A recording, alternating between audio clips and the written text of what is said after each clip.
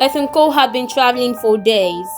His car had broken down on a remote highway, and without cell service, he had no choice but to set out on foot. After 2 days of trekking through dense forest and winding paths, he stumbled upon a small, unmarked town nestled in a valley. It was an eerie place. The town appeared abandoned, but the buildings were well kept. No signs of life stirred the streets. The only sound were the rustling of leaves and the distant call of a crow. Ethan's stomach growled. He needed food and water. As he walked deeper into the town, he noticed the silence become more oppressive, as if the very air was holding its breath. He finally found a diner. The door creaked as he pushed it open.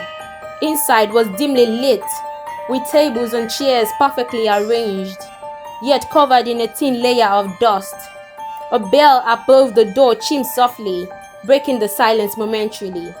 "Hello," Ethan called out, his voice echoing in the empty space. There was no response. He moved behind the counter and found some old canned goods. He ate quickly, feeling uneasy as if he were being watched. As he finished his makeshift meal, Ethan heard a faint shuffling sound from the back of the diner. He froze, listening intently. The sound grew louder, and a figure emerged from the shadows. It was an elderly woman, her face pale and gaunt, her eyes vacant and haunting. She moved slowly, deliberately, as if every step was an effort. Ethan felt a chill run down his spine. "Mom, are you alright?" he asked, his voice trembling. The woman didn't respond. Instead, she reached out a trembling hand, pointing towards the door. Her mouth opened as if to speak, but no sound came out.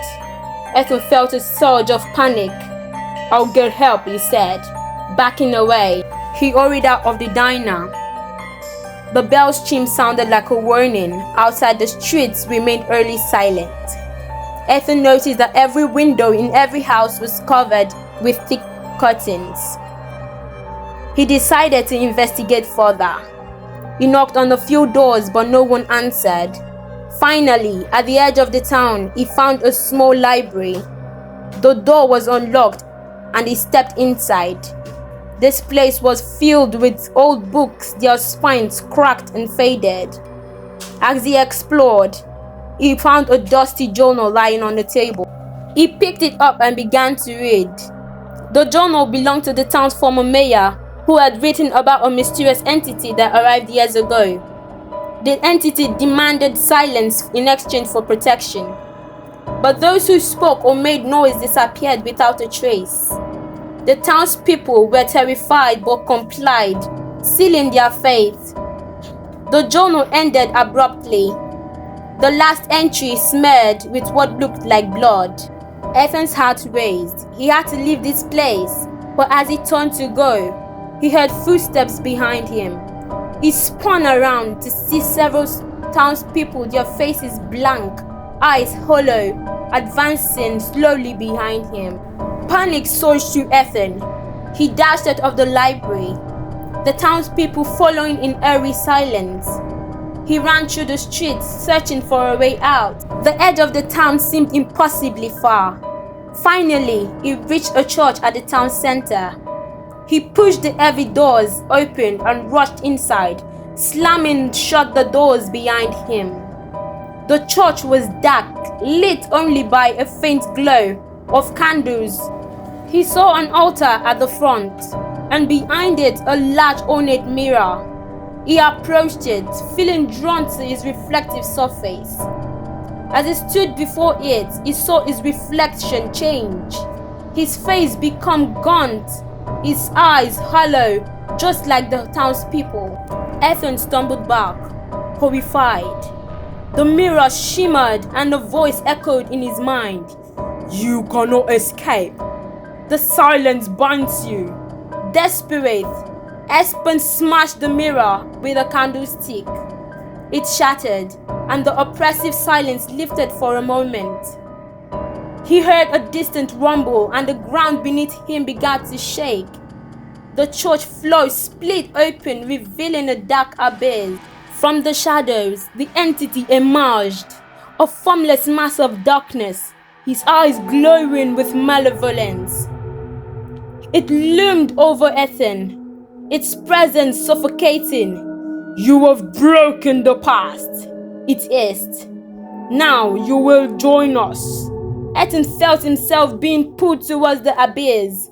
He fought against it, grabbing onto the altar for support. He remembered the journal and the mention of protection. In a final act of defense, he screamed. His voice echoed through the church, shattering the silence. The entity recoiled, its form flickering.